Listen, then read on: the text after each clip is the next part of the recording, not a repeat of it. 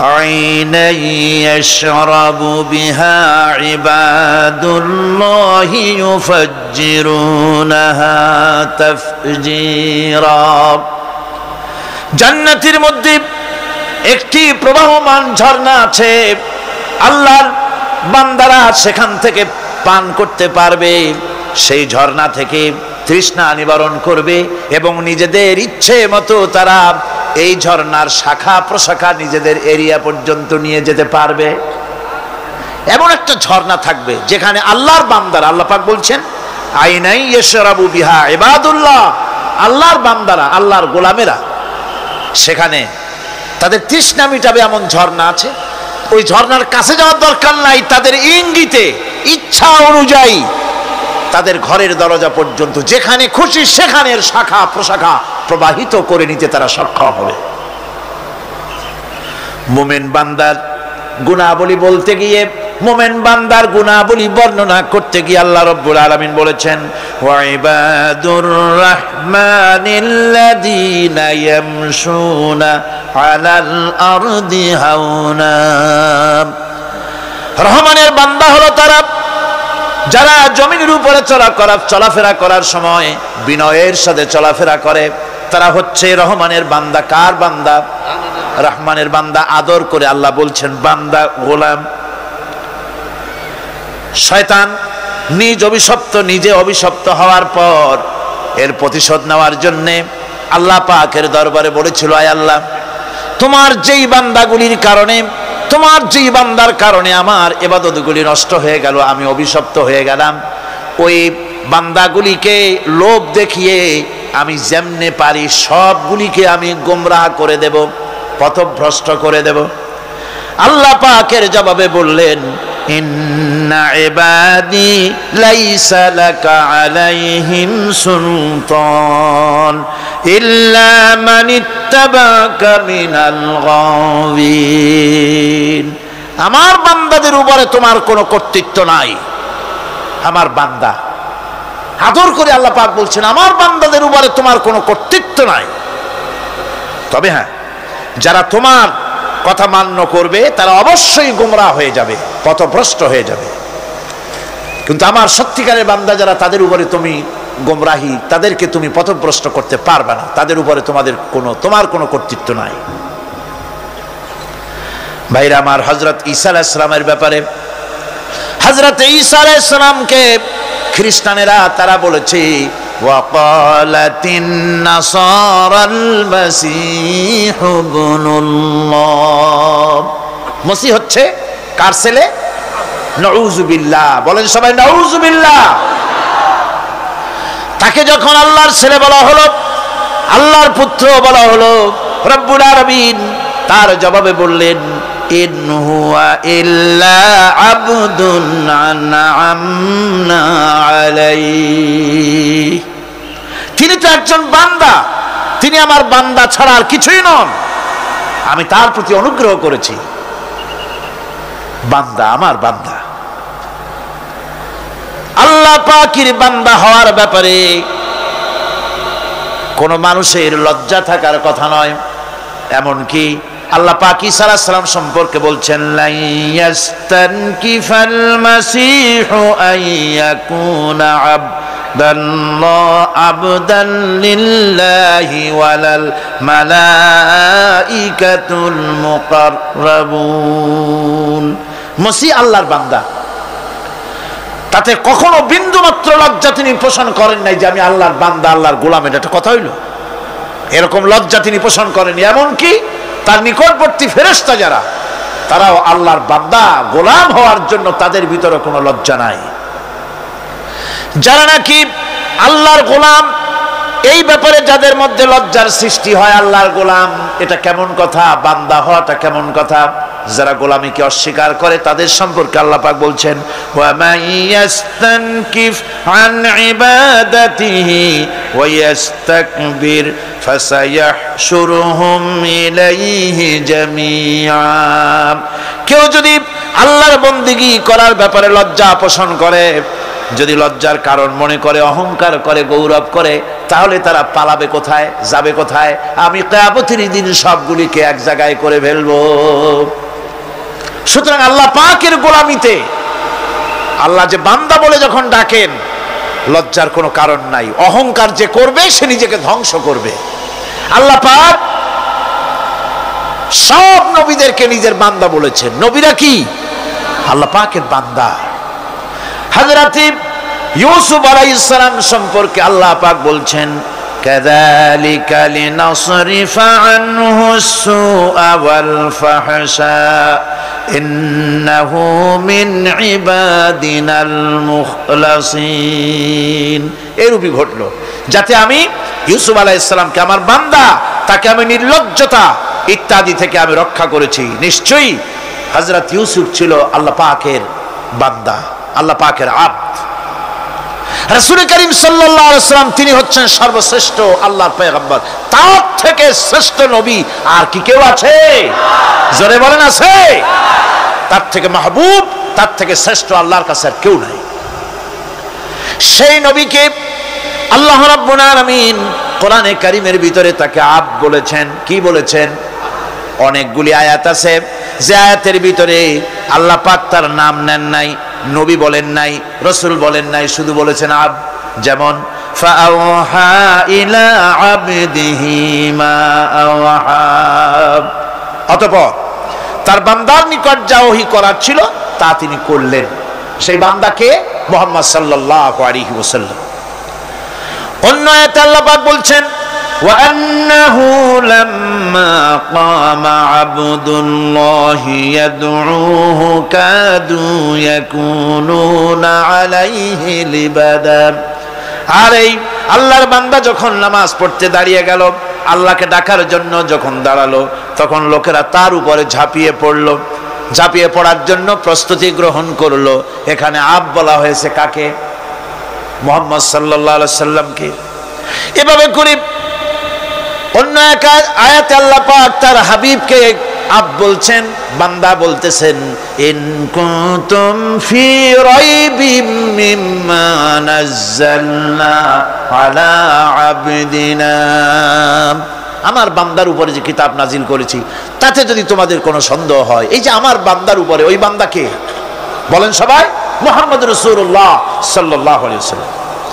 অন্য আয়াতে বলা হচ্ছে, তাবারাকাল্লাযী নাযালাল ফুরকানা আলা আবদিহি লিয়াকুনা লিল আলামিনা নাযীরা।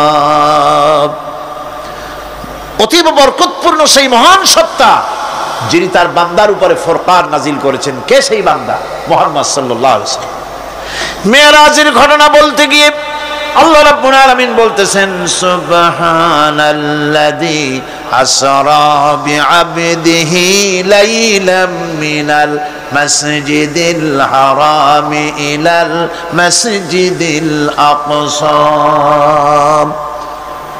পবিত্র সেই মহান সত্তা যিনি তার বান্দাকে ইসরা করিয়েছেন। কে সেই বান্দা? মুহাম্মদ রাসূলুল্লাহ সাল্লাল্লাহু আলাইহি ওয়াসাল্লাম। সুতরাং আবদিয়াত, ইবাদত, গোলামি, এটা হচ্ছে মানুষের জীবনের সবচেয়ে বড় মর্যাদাকর খেতাব আল্লাহর পক্ষ থেকে আল্লাহর বান্দা হওয়া। গোলামি পরিপূর্ণ রূপে হবে কেবলমাত্র আল্লাহ পাক। হযরত ইব্রাহিম আলাইহিস সালাম নিজের ছেলেকে ডেকে নিয়ে বললেন, ইয়া বুনাইয়া ইন্নী আরা ফিল মানামি আন্নী আযবাহুক ফানজুর মাযা তারা।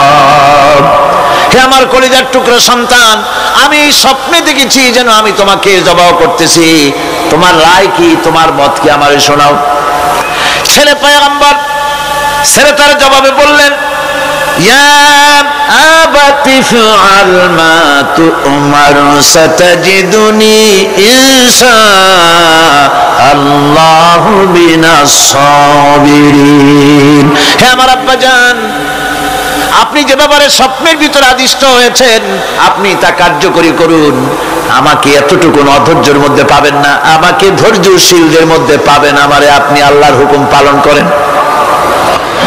আল্লাহ পাক শোনাচ্ছেন, ফালাম্মা أسلما وتله للجبين পিতা পুত্র দুজনই রাজি হয়ে গেল। পিতা তার ছেলেকে কাত করে গলার উপরে ছুরি ধরেছেন। আল্লাহ রাব্বুল আলামিন ইসমাইল জবাই হোক এটা আল্লাহ চান নাই, আল্লাহ চেয়েছেন পরীক্ষা করতে। পরীক্ষায় ইব্রাহিম পাস হয়ে গেলেন।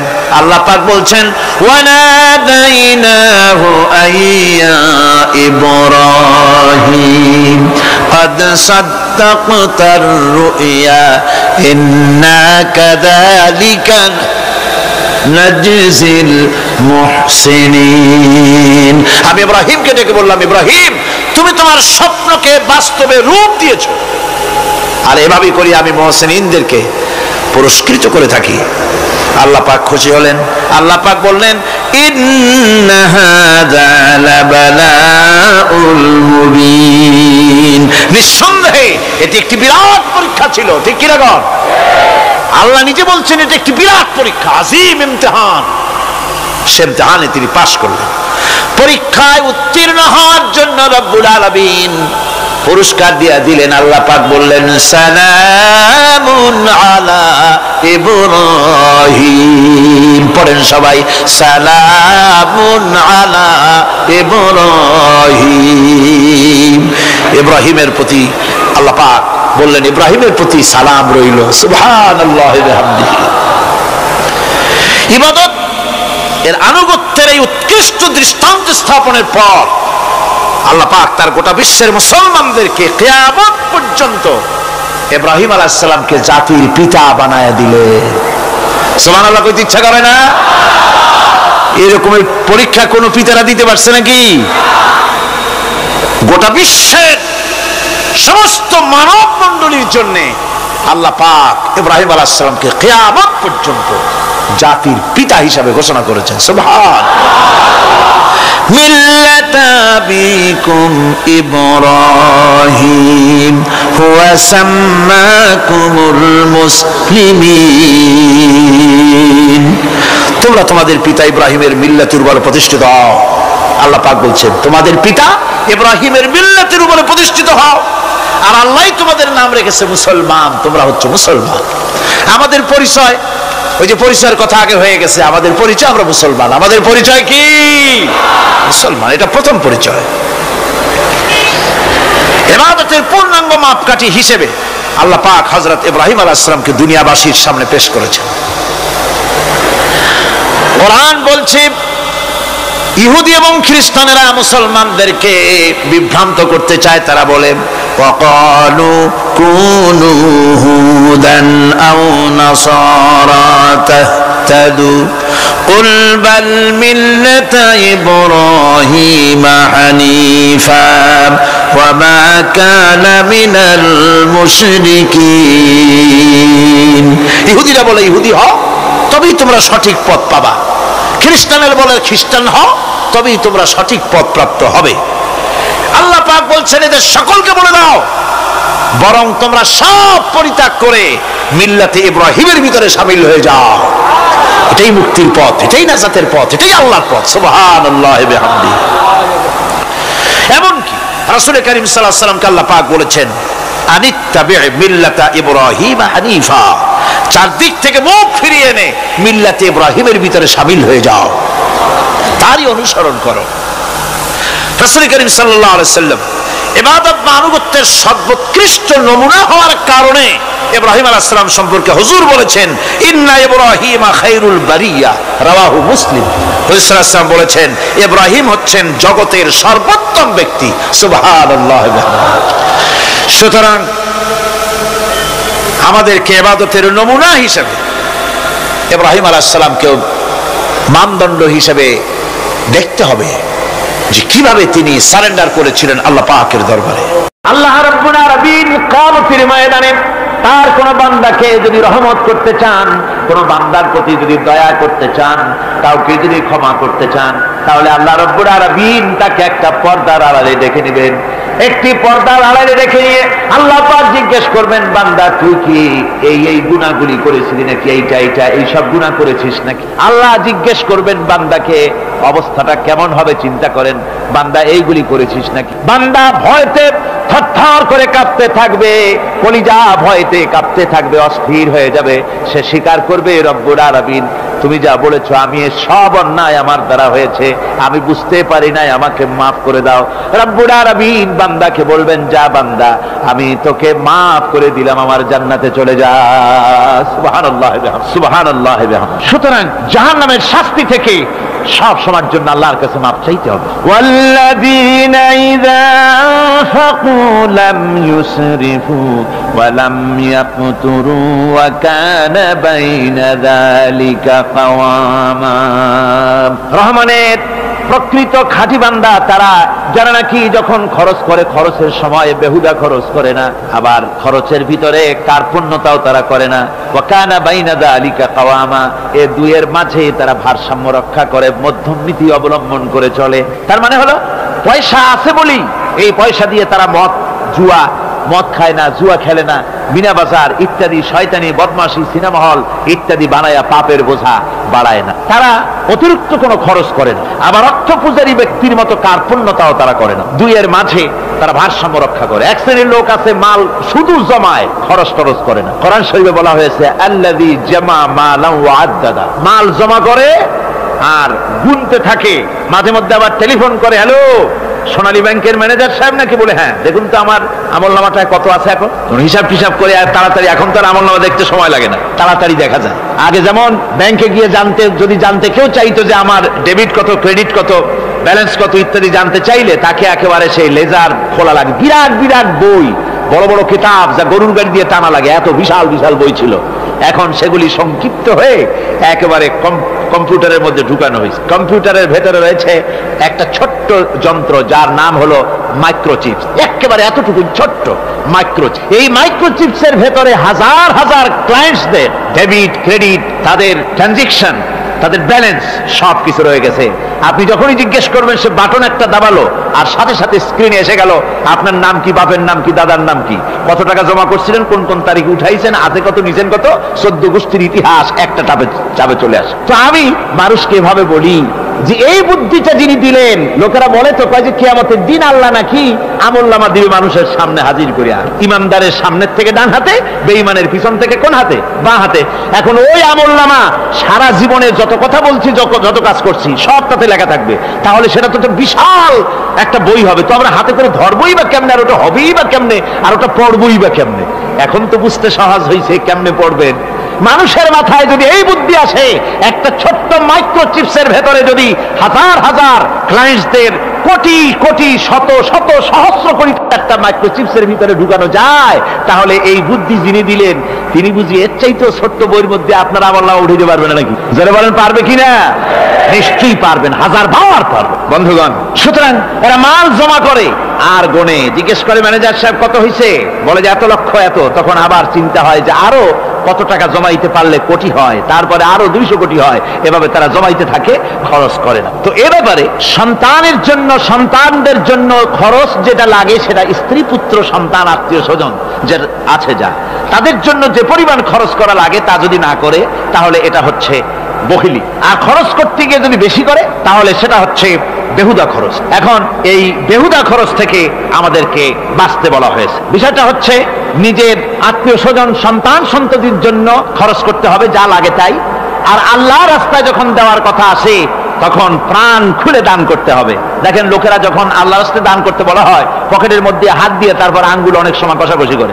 একজনে জিজ্ঞেস করলাম, মিয়া পয়সা দিবাতে এত পকেটে হাত রাখিয়া বাইরে করো না মোটে, কাজে ঘষে দেখতেছি শিখি না 10 পাই। তাহলে এইভাবে আল্লাহর রাস্তায় দেওয়ার সময় এই যে কার্পণ্যতা, এই কার্পণ্যতা মানুষকে তাকে শেষ করে দেয়, তার ঈমানকে নষ্ট করে দেয়। আর পয়সা আছে বলে বেশি খরচ করতে হবে, যেমন বিবাহে লোকেরা খরচ করে আমাদের দেশে, কোরবানি করতে গিয়ে খরচ করে। হ্যাঁ কোরবানি করবেন, আপনি ভালো একটা কোরবানি করবেন, আপনার পয়সা যেমন আছেন তেমন, কিন্তু 50,000 টাকা দাম দিয়ে একটা গরু কিনা সেই গরুর গলায় মালা দিয়া এরপরে সারা শহরে প্রদর্শনী করতে হবে, এর কোনো যুক্তি নাই। আছে কোনো যুক্তি? যদি তা হয় তাহলে ওই গরু যিনি কেনেন তার গলায় মালাই দিয়া দুজনে একসাথেই ঘুরানো দরকার, বুঝলেন? আমার বন্ধুগণ, আপনি কোরবানি করবেন, কোরবানি আপনার 10,000 টাকায় হয়ে যেতে পারে, 15,000 টাকায় হয়ে যেতে পারে, বাকি টাকাগুলি আল্লাহর রাস্তায় খয়রাত করে দেন। কত গরিব আত্মীয় আছে তাদের দিয়ে দেন, 50,000 টাকা দিয়ে বিরাট বাজারের সেরা গরু খরিদ করে কোরবানি দিচ্ছেন। অর্থটা কি? মানুষকে দেখাচ্ছেন আল্লাহর দরবারের গোশত যাবে না, চামড়া যাবে না, রক্ত যাবে না, যাবে আপনার নিয়ত। কি যাবে? নিয়ত। সুতরাং আল্লাহর রাস্তায় যখন খরচ করবেন, সেই খরচ করার ব্যাপারে তখনও নিয়তটা দেখতে হবে। হালাল পথে খরচ করতে গেলেও নিয়তটা দেখতে হবে, এবং তখনও বেহুদা খরচ করা যাবে না। বিবাহে যেভাবে খরচ আজকাল করে মানুষেরা, হুজুর সাল্লাল্লাহু আলাইহি ওয়াসাল্লাম বলেছেন যে বিবাহে যত খরচ কম সেই বিবাহ তত বরকতপূর্ণ। আর আমরা মনে করি বিবাহে যত বেশি খরচ বাড়ানো যায় ততই এটা বেশি শামদার হবে। উল্টা চিন্তা করি। আল্লাহ রাব্বুল আলামিন এরপরে বলছেন والذين لا يدعون مع الله إلها آخر ولا يقتلون النفس التي حرم الله إلا بالحق ولا يزنون ومن يفعل ذلك يلقى أثاما। আর রহমানের খাঁটি বান্দা যারা, তাদের পঞ্চম নম্বরের বৈশিষ্ট্য হচ্ছে যে তারা আল্লাহর সাথে, আল্লাহকে বাদ দিয়ে অন্য কাউকে ইলাহা বলে, মাবুদ বলে ডাকে না। এই ব্যাপারেও ব্যাখ্যা আমরা এই মাহফিলে দিয়েছি, মনে আছেন আপনাদের? আল্লাহ ছাড়া অন্য কাউকে ইলাহা বলে ডাকা যাবে না।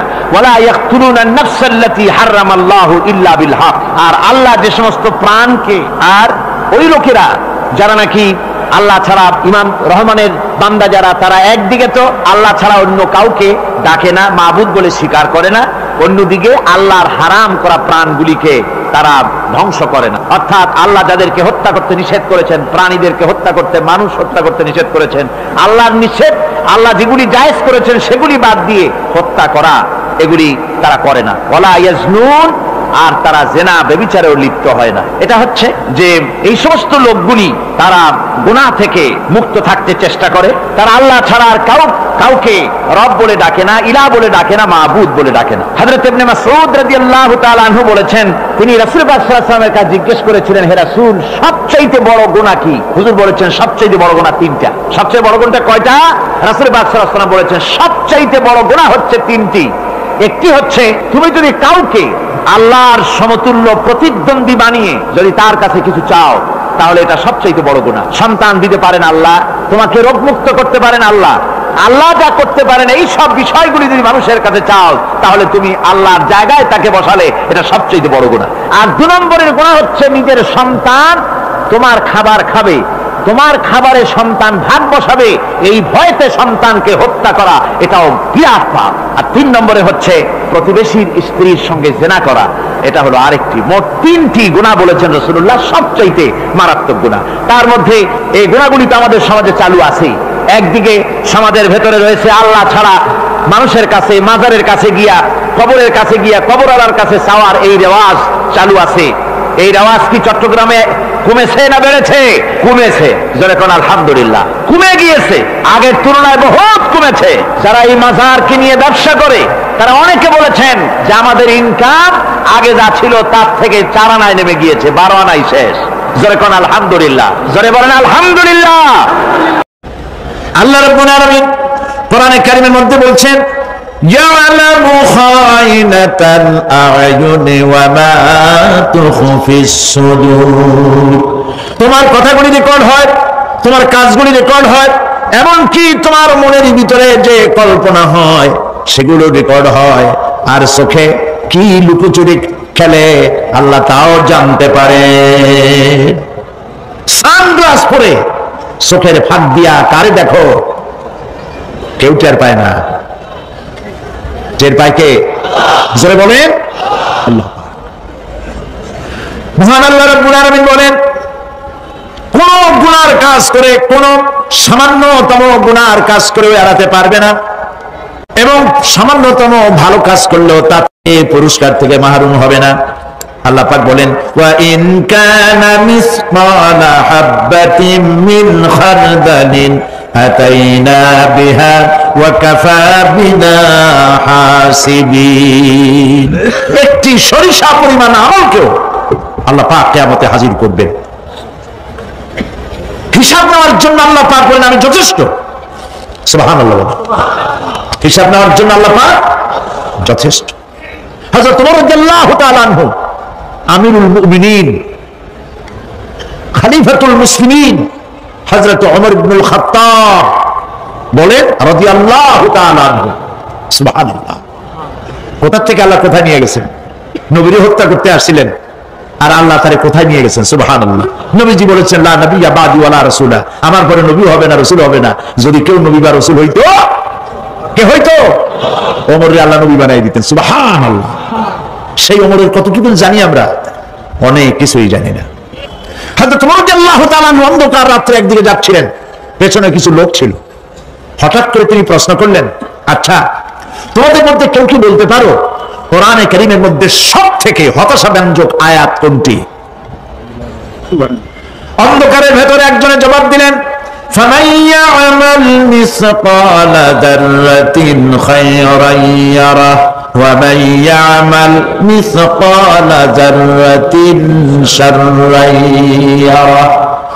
এর অর্থ হলো, যদি কেউ যারা পরিমাণ সরিষা পরিমাণ ভালো কাজ করে কিয়ামতে সেটা দেখতে পাবে, আর যদি সামান্য সরিষা পরিমাণ গুনার কাজও করে, খারাপ কাজ করে, সেটা দেখতে পাবে। এই আয়াতটি যখন নাজিল হয়, সূরা যখন নাজিল হয়, হযরত আবু সাঈদ খুদরি রাদিয়াল্লাহু তাআলা আনহু তিনি রাসূলুল্লাহকে প্রশ্ন করলেন, ইয়া রাসূলুল্লাহ, আল্লাহ যে আয়াত নাজিল করলেন, কিয়ামতের দিন আমি কি আমার এমনকি ছোট্ট পাপও কি দেখতে পাবো? আল্লাহর নবী বলেন, আল্লাহ বলেছেন অবশ্যই দেখতে পাবা। হযরত আবু সাঈদ খুদরি রাদিয়াল্লাহু তাআলা আনহু চিৎকার করে কেঁদে উঠলেন, বললেন, তাহলে তো আমি মরেই যাব। আমার ছোট্ট পাপটাও যদি আমি দেখি কিয়ামতে, আমি তো মরে যাব। হযরত ওমর রাদিয়াল্লাহু তাআলা আনহু অন্ধকারের ভিতরে হাঁটতেছেন আর কাঁদতেছেন, হাঁটতেছেন আর কাঁদতেছেন। কিছু দূর অগ্রসর হয়ে তিনি প্রশ্ন করলেন, আচ্ছা কেউ কি বলতে পারো কোরআনে কারীমের মধ্যে সবথেকে আশাব্যঞ্জক আয়াত কোনটি? পেছন থেকে অন্ধকারের ভেতর থেকে আওয়াজ এলো, লা তাকনাতু মির রাহমাতিল্লাহ, আল্লাহর রহমত থেকে, দয়া থেকে নিরাশ হয়ে যেও না, হতাশ হয়ে যেও না। হযরত ওমর কাঁদতে কাঁদতে জিজ্ঞেস করলেন, তোমাদের মধ্যে আব্দুল্লাহ ইবনে মাসউদ আছে নাকি? হযরত আব্দুল্লাহ ইবনে মাসউদ বললেন, আমি তো বললাম, আমি জবাব দিলাম। সুবহানাল্লাহ। রাইসুল মুফাসসিরিন হযরত আব্দুল্লাহ ইবনে মাসউদ রাদিয়াল্লাহু তাআলা আনহু, তার পা খুব ছোট ছিল। হাদিস শরীফে এসেছে, সাহাবীরা তার পা দেখে একটু মুস্কি মুস্কি হাঁটতেছিল, এত ছোট পা। নবী করিম সাল্লাল্লাহু আলাইহি ওয়াসাল্লাম বললেন, আব্দুল্লাহ ইবনে মাসউদের পা ছোট দেখে হেসো না, কিয়ামতের দিন আব্দুল্লাহ ইবনে মাসউদের ছোট্ট পাটা উহুদ পাহাড়ের চাইতে ওজন বেশি হয়ে যাবে। সুবহানাল্লাহ, সুবহানাল্লাহ। প্রিয় ভাই সব, এই হচ্ছে নবী করিম সাল্লাল্লাহু আলাইহি ওয়াসাল্লাম, তিনি মানুষের সামনে এসব কথাগুলি পরিষ্কার করে বলে দিয়েছেন। সেদিন কোন উপায় থাকবে না, সেই কিয়ামতের মাঠ। واتقوا يوما لا تجزي نفس عن نفس شيئا ولا يقبل منها شفاعة ولا يؤخذ منها عدل ولا هم ينصرون। সেদিন কেউ কারো সাহায্যে গিয়ে আসবে না। প্রিয় ভাই সব, অসহায়, এর ইংরেজি হচ্ছে হেল্পলেস। এই পৃথিবীতে আক্ষরিক অর্থে কোন মানুষ হেল্পলেস হয় না, অসহায় হয় না। কেউ না কেউ সহায় হয়েই যায়, হয় স্বামী, না হয় পিতা, না হয় ছেলে, না হয় মেয়ে, না হয় আত্মীয়, না হয় সরকার। কেউ না কেউ সহায় হয়েই যায়। একেবারে হেল্পলেস এটা পৃথিবীতে হয় না। অসহায় কারে বলে? কিয়ামতের মাঠে মানুষ তা টের পাবে। আল্লাহ তাআলা কিয়ামতের দিন তুমি আমাদেরকে অসহায় করে দিও না। কিয়ামতের দিন তুমি আমাদের জন্য সহায় হয়ে যেও।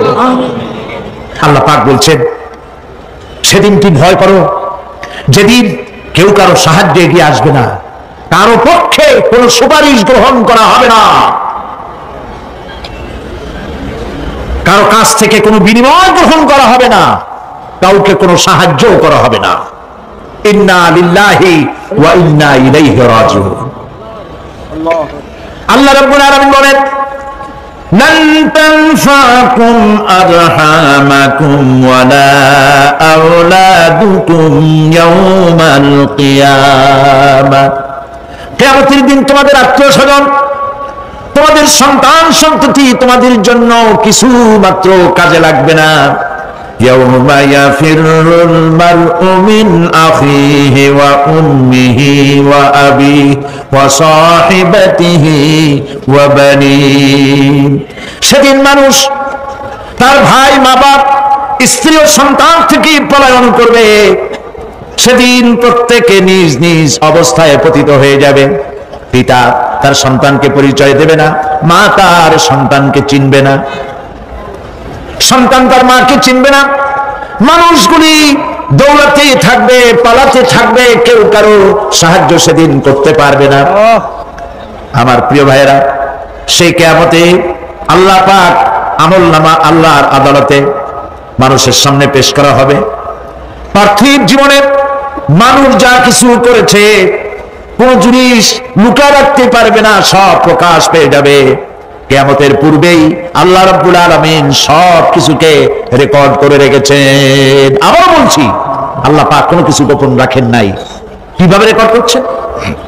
وَكُلَّ إِنسَانٍ أَلْزَمْنَاهُ طَائِرَهُ فِي عُنُقِهِ وَنُخْرِجُ لَهُ يَوْمَ الْقِيَامَةِ كِتَابًا يَلْقَاهُ مَنشُورًا। প্রত্যেকে ভালো মন্দ কর্মলিপি আমি তার গলায় ঝুলাই দিছি। আমি তার জন্য কিয়ামতের দিন একটি কিতাব ওপেন করে দেব, গলায় ঝুলানো আছে। আজ বিজ্ঞানীরা আবিষ্কার করেছে মানুষের শরীরের মধ্যে ডিএনএ এর কথা। এই ডিএনএ এর মধ্যে সে কেমন হবে, তার প্রজ্ঞা, তার মেধা ইত্যাদি সবকিছু ওর মধ্যে ডিএনএ এর ভিতরে বিজ্ঞানীরা খুঁজে পাচ্ছে। আল্লাহ পাক মানুষের গলায় একটা টেপ রেকর্ডার লাগাই দিয়েছেন। সুবহানাল্লাহ বলেন। সেই টেপ রেকর্ড আমার এই যে বক্তৃতা ভিডিওতে ধারণ করা হচ্ছে, টেপে ধারণ করা হচ্ছে। এই বুদ্ধিগুলি কে দিছে? আরে ভাই কথা বলবেন তো, আল্লাহর নাম জোরে না। এই বুদ্ধি কে দিয়েছে? যে আল্লাহ বুদ্ধি দিয়ে আপনার আমার কথা রেকর্ড করাইতে পারে, সে আল্লাহ পাক আপনাদের আমার সাথে অদৃশ্য একটি টেপ রেকর্ড গলার মধ্যে ঝুলায় রাখছেন। এটা বিশ্বাস করবেন না? কিয়ামতের দিন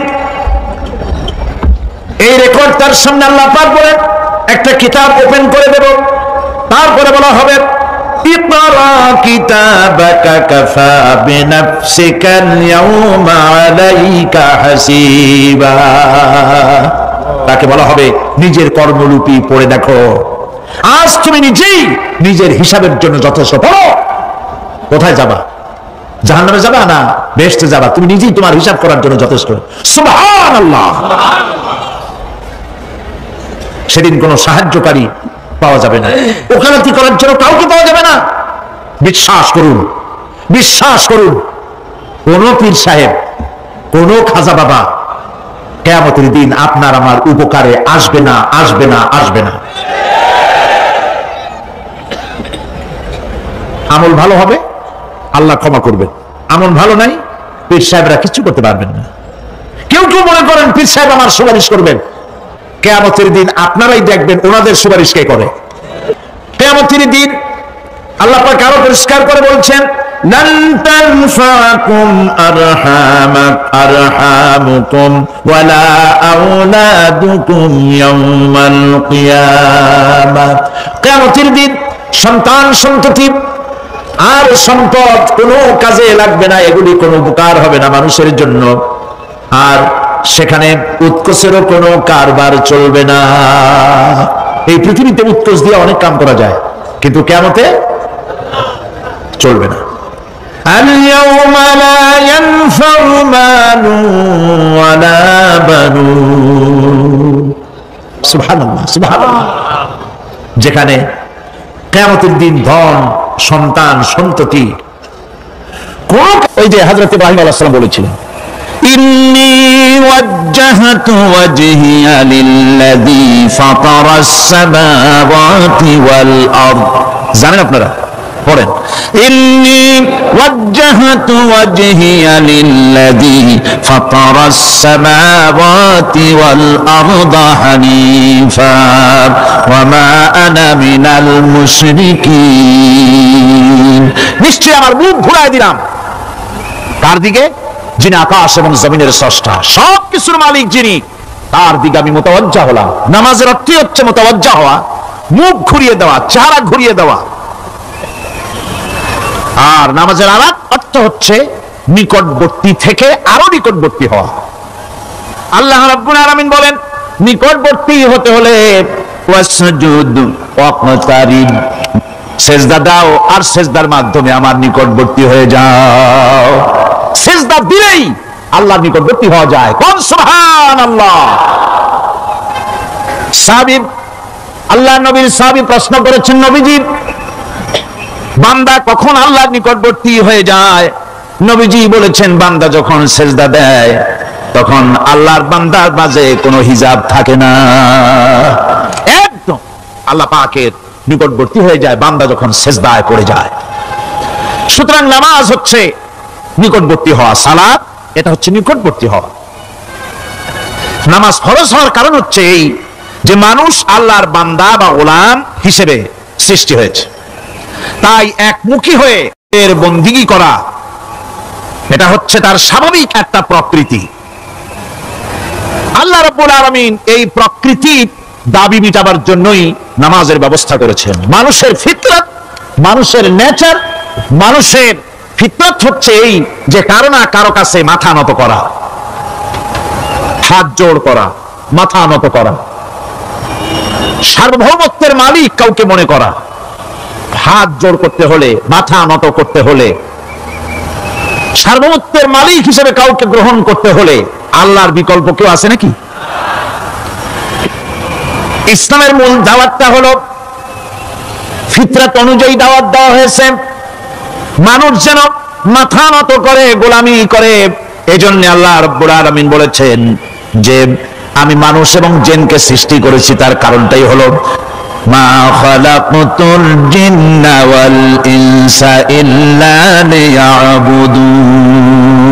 মানুষ আর জিন জাতিকে সৃষ্টি করা হয়েছে ইবাদতের জন্য, গোলামির জন্য। ইবাদত আর গোলামি এটাই করতে হবে, গোলামি করতে হবে, দাসত্ব করতে হবে। আর এই দাসত্ব, আল্লাহর আনুগত্যই গোলামির দাওয়াত দিয়েছেন দুনিয়ার সব নবীরা। কোন নবী বলেন নাই যে আমার গোলামি করো। কেউ বলেছেন? বলেন জোরে, কেউ বলেছেন? আল্লাহ পাক বলেন, ওয়ালাকাদ বা'আসনা ফি কুল্লি উম্মাতির রাসূলা আন ইবুদুল্লাহা ওয়াজতানিবুত তাগুত। প্রত্যেক জাতির জন্য আমি রাসূল প্রেরণ করেছি, তারা মানুষকে দাওয়াত দিয়েছেন এই কথা বলে যে এক আল্লাহর গোলামি করো, তিনি ছাড়া কোনো ইলাহ নাই, আইনদাতা নাই, বিধানদাতা নাই, তার গোলামি, তার সামনে মাথা নত করে দাও।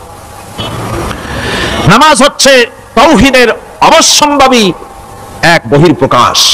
তাওহীদের জন্য তাওহীদবাদী মানুষ যারা, তাদেরকে নামাজ আদায় করতেই হবে। আকীদা বিশ্বাসের দিক থেকে তাওহীদ যদি হয় পুরা দ্বীনের মূল উৎস, তাহলে আমলের দিক থেকে নামাজ হচ্ছে পুরা দ্বীনের মূল ভিত্তি। নামাজ হচ্ছে আমলের মূল ভিত্তি, এর বাস্তবায়ন ছাড়া দ্বীন পূর্ণ হয় না। নামাজ মুমিনের কেবলমাত্র একটি উত্তম আমলই নয়, বরং নামাজ হচ্ছে ঈমানের মূল ভিত্তি। যার কাছে নামাজ নাই তার কাছে কিছুই নাই। রাসূল কারীম সাল্লাল্লাহু আলাইহি ওয়াসাল্লাম বলেছেন যে নামাজ যে ব্যক্তি পড়ে না, আল্লাহ পাকের সাথে তার কোনো সম্পর্ক বাকি থাকে না। সুতরাং এই নামাজটা হচ্ছে যে একমাত্র একাগ্র চিত্তে আদবের সাথে আল্লাহর সামনে রুজু হয়ে যাওয়া। কোরআনে কারীম বলছে, মুনিবিনা ইলাইহি ওয়াত্তাকুহু ওয়া আকিমুস সালাতা ওয়া লা তাকুনু মিনাল মুশরিকিন। তোমরা আল্লাহর দিকে রুজু হয়ে যাও এবং তাকে ভয় করে অন্যায় কাজ থেকে বিরত থাকো, আর নামাজ কায়েম করো, মুশরিকদের অন্তর্ভুক্ত হয়ে যেও না। নামাজ কায়েম করা, নামাজের আদেশ কোরআনে কারীমের মধ্যে আল্লাহ পাক বহু জায়গায় করেছেন। ঈমানের পর নামাজই হচ্ছে সবচেয়ে বড় জরুরি। একজন মানুষ ঈমান আনলো, যেমন কালকে একজন ঈমান এনেছে, ঈমান আনার সাথে সাথে তার প্রথম কাজ কি বলুন? বলেন, প্রথম কাজ কি? ফজরের নামাজের আগে একজন ইসলাম কবুল করলেন, তার প্রথম দায়িত্ব নামাজকে আদায় করে দেওয়া, ফজরের নামাজ পড়া। জোহরের আগে কেউ ঈমান আনলো, তার প্রথম দায়িত্ব জোহরের নামাজ আদায় করা। আসরের নামাজের আগে ঈমান এনেছে, তার প্রথম দায়িত্ব হলো আসরের নামাজ আদায় করা। তার মানে হলো ঈমান আনার পর একজন ঈমানদারের প্রথম দায়িত্ব হচ্ছে নামাজ। গুরুত্বপূর্ণ বিষয়, খুব খুব ভালো করে শুনতে হবে, ইয়াদ রাখতে হবে প্রত্যেকটি মুসলমানের। এই নামাজ কি জিনিস, কেমনে আদায় করতে হবে, আদায় না করলে কি হবে, গুরুত্বপূর্ণ এই কথাগুলি প্রত্যেকের স্মরণ রাখতে হবে। কিয়ামতের দিন মানুষ যে জাহান্নামে যাবে, জাহান্নামের জন্য, জাহান্নামে যে সব কারণে যাবে তার মধ্যে বড় কারণ কালকে বলেছিলাম, দেখি মনে আছে নাকি? বড় কারণ কয়টা? কয়টা? আলহামদুলিল্লাহ মনে আছে। আল্লাহ রাব্বুল আলামিন বলেন, ইয়াতাসাআলুনা আনিল মুজরিমিন, কিয়ামতের দিন অপরাধীদেরকে জিজ্ঞেস করা হবে, মা সালাকাকুম ফি সাকার, জাহান্নামে কেন আসছো? জবাবে তারা বলবে, ক্বালু লাম নাকু মিনাল মুসাল্লিনা ওয়া লাম নাকু নুতঈমুল মিসকিন, নামাজ পড়ি নাই আর এতিম মিসকিনদের খেতে দেই নাই, এই কারণেই জাহান্নামে এসেছি। নাউযুবিল্লাহ। নামাজ যারা পড়বে না জাহান্নামে যেতে হবে। কোথায় যেতে হবে? আকীদাগত দিক থেকে ঈমান হলো তাওহীদের স্বীকৃতি, আর আমলের দিক থেকে নামাজ হচ্ছে তাওহীদের বহিঃপ্রকাশ। আপনি মুসলমান তা প্রমাণ হবে নামাজ দিয়ে। নামাজহীন ঈমানের দাবি মূল্যহীন। যার নামাজ নাই তার ঈমানের দাবি করার কোনো মূল্যই নাই। অনেক এরকম কথা বলে, হুজুর আমি মানুষটা নিতান্ত খারাপ না, যাই মনে করে, গ্রামে রাস্তা বানাইছি, ব্রিজ করে দিয়েছি, কালভার্ট করেছি, এতিম মিসকিনদের তাও মাঝে মধ্যে খাবার দেই, বিধবারে কাপড় চোপড় দেই, মানুষটা আমি নিতান্ত খারাপ না, তবে এই মাঝে মধ্যে একটু নামাজ পড়ি না, তাতে কি আমার ঈমান নষ্ট হয়েছে নাকি? আমি বলি, ভাই ঈমানই তো নাই, নষ্ট হবে কি? ঈমান থাকলে না নষ্ট হবে, ঈমান নাই। সুতরাং একজন মুসলমান যদি নামাজ না পড়ে নিজেকে মুসলমান বলে দাবি করার কোনো হক তার নাই, দাবি করার অধিকার নাই। নামাজ হচ্ছে জিন্দেগি, নামাজটাই মূলত জিন্দেগি। নামাজটা কি? জিন্দেগি। আল্লাহ রাব্বুল আলামিন শেখাচ্ছেন, কুল ইন্না সালাতি ওয়া নুসুকি ওয়া মাহইয়ায়া ওয়া মামাতি লিল্লাহি রাব্বিল আলামিন। মুহাব্বতের সাথে সবাই পড়েন, কুল ইন্না সালাতি ওয়া নুসুকি ওয়া মাহইয়ায়া ওয়া মামাতি লিল্লাহি রাব্বিল আলামিন। বলো আমার নামাজ, বলো আমার নামাজ, আমার কোরবানি, আমার হায়াত, আমার মত সবকিছুই আল্লাহ রব্বুল আলামিনের জন্য নিবেদিত। আমার বেঁচে থাকা, আমার মরে যাওয়া সব আল্লাহর জন্য। সে আল্লাহ রব্বুল আলামিন, তার জন্য সবকিছু নিবেদিত করতে হবে। আল্লাহ পাকের গোলাম আমাদের বানিয়েছেন, আল্লাহ আমাদের গোলামি করা লাগবে। আর গোলামির নমুনা যাকাত দিয়া, হজ দিয়া, দান দিয়া, সদকা দিয়া, কোন জিনিস দিয়ে নামাজের মতো গোলামির উৎকৃষ্ট প্রমাণ বা নমুনা আর কিছুতে নাই। আমি যে গোলাম তার উৎকৃষ্ট প্রমাণ হচ্ছে নামাজ। নামাজেই একটা মানুষ গোলামির অনুভূতিতে তাকে নিয়ে যায়। বাদশা হোক, মন্ত্রী হোক, পীর হোক, মৌলানা হোক, মুহাদ্দিস হোক, বড় লোক হোক, গরিব হোক, পুরুষ হোক, নারী হোক, যেই হোক, নামাজে দাঁড়াইলো একেবারে কান্ডারে ধরিয়া, কানের কাছে হাত দিয়া, হাত দুটো বাঁধা, মাথা নিচের দিকে দিয়ে দাঁড়ায় গেল। কিসের মতো? স্বামীর মতো, গোলামের মতো। সুবহানাল্লাহ। এদিক ওদিক তাকাইতে পারবা না, চোখটা থাকবে সেজদা যেখানে দিবা সেখানে। তাকানো নিষেধ, সেজদার দিকে তাকাও। এরপরে যখন রুকুতে গেলেন, গোলামের নমুনা হয়ে গেল। গোলামের এরকম মাথা নিচু করে থাকতে হয় প্রভুর সামনে। গেলেন রাজা, বাদশা, বড় লোক, সব অহংকার চূর্ণ হয়ে গেল। নাক আর কপাল দিয়া আমার মাবুদের দরবারে মাথাটা লাগাই দিলাম জমিনের উপরে। সুবহানাল্লাহ। আমি আমার ভাষায় বলি, আমি আমার ভাষায় কথাটা এভাবে বলি, এই জমিনটা যদি কাগজ হয় আর আমার নাকটার কপালটা যদি কলম হয়, তাহলে আমি যে গোলাম দৈনিক 5 বার আমার নাকার কপাল দিয়া জমিন নামক কাগজের উপরে, দাস খতের উপরে দৈনিক 5 বার নাকার কপাল দিয়া সই করে দেই, আল্লাহ আমি তোমার গোলাম, আর কার গোলাম নই, আমি একমাত্র তোমার গোলাম। ঘুমের থেকে উঠে সেজদা দিয়া বলি, দুপুরের সময় কাজ ফালাইয়া আর একবার বলি, বিকেল আসার আগে আসরে আর একবার বলি, দিন যখন শেষ হয় আরেকবার বলি, রাতে যখন শুতে যাই আরেকবার সেজদা দিয়ে ঘোষণা করি, মাবুদ আমি তোমার গোলাম। সুবহানাল্লাহ। নামাজ হচ্ছে ইসলামের গণ্ডির মধ্যে প্রবেশের প্রমাণ। কোরআনে কারীম বলছে ফাইন তাবু ওয়া আকামুস সালাতা ওয়া আতাউজ যাকাতা ফাইখওয়ানুকুম ফিদ্দীন। সূরা তাওবা এসেছে, তারা যদি তওবা করে আর নামাজ কায়েম করে, যাকাত যদি আদায় করে, তাহলে এখন তোমাদের সে দ্বীনি ভাই, এখন ভাই হয়ে গেল। একটু আগে ছিল কাফের মুশরিক, এখন তোমার দ্বীনি ভাই। দ্বীনের গণ্ডির মধ্যে প্রবেশ করা, কলেমা পড়ার সাথে সাথেই নামাজ। নামাজ হচ্ছে দ্বীনের প্রধান গেট, দ্বীনের প্রধান তোরণ। দ্বীনের মধ্যে প্রবেশ করার জন্য এই গেট দিয়ে প্রবেশ করতে হবে। সুতরাং এই নামাজের এতই গুরুত্ব দেওয়া হয়েছে। ইসলাম যদি ক্ষমতায় আসে, আল্লাহ যেন এনে দেন, জোরে কোন আমিন।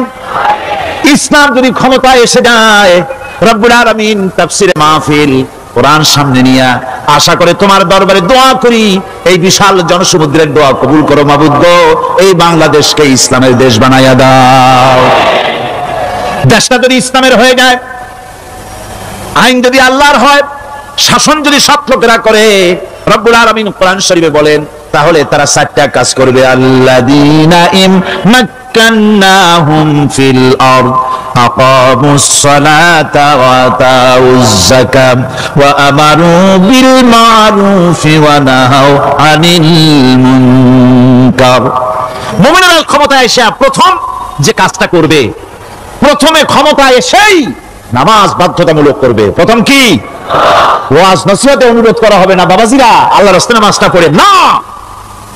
রেডিও এবং টেলিভিশনের মাধ্যমে রাষ্ট্রপ্রধান অর্ডার করে দিবেন, যারা আকেল বালিগ সকলের জন্য নামাজ বাধ্যতামূলক, নামাজ পড়তেই হবে। অর্ডার। বেলা যখন 1টা বেজে যাবে, বেলা যখন 1টা বাজবে, সমস্ত মসজিদে আজান শুরু হয়ে যাবে। আজানের সাথে সাথে অফিস, আদালত, কল কারখানা, ক্ষেত খামার, শিক্ষাঙ্গন সব ডেডলক হয়ে যাবে। আধা ঘন্টার জন্য বন্ধ হয়ে যাবে। যারা মুসলমান অফিসে, কলেজে, ইউনিভার্সিটিতে সর্বত্র তারা নামাজের জন্য প্রস্তুতি নেবেন। আধা ঘন্টার ভিতরে নামাজ আর খানা সেরে আবার কলেজ চলবে, বিশ্ববিদ্যালয় চলবে, কল চলবে, কারখানা চলবে, ক্যান্টনমেন্ট চলবে, সেক্রেটারিয়েট চলবে, সব আপন গতিতে চলতে থাকবে। আল্লাহর রহমত, বরকত আকাশ ফেরে নাজিল হয়ে যাবে। আর এই অর্ডার যেটা হবে, নামাজ পড়বেন সেখানে। থানায় যখন আজান হবে, থানায় আজান হয়ে গেছে, থানার স্টাফ, পুলিশ যারা আছে জামাতে খাড়া হয়ে যাবে, ইমামতি করবেন ওসি সাহেব।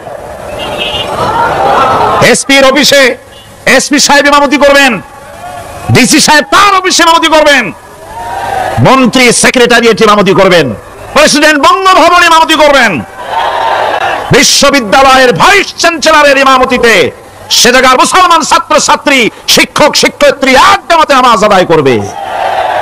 এই যদি হয় চিত্র দেশের, অপরাধ থাকবে? থানায় ওসি সাহেব নিজেই যদি জামাতের ইমামতি করেন, এইভাবে নামাজ আদায় করেন পুলিশদের নিয়ে জামাতে, ঘুষ আর খাবে তারা? এসপি সাহেবের অফিসে, ডিসি সাহেবের অফিসে মন্ত্রীরা যদি ভাবে নামাজ কায়েম করে, তাহলে কি অন্যায় অপরাধ কিছু থাকবে সমাজে? থাকবে। সুতরাং নামাজ বাধ্যতামূলক করে দেওয়া হবে। নামাজ বাধ্যতামূলক, সকলকে নামাজ পড়তে হবে। নামাজ হচ্ছে অপকর্মের প্রতিবন্ধক। নামাজ পড়লে অন্যায় কাজ থেকে বাঁচার পথ। অন্যায় থেকে বাঁচায় কিসে? নামাজ।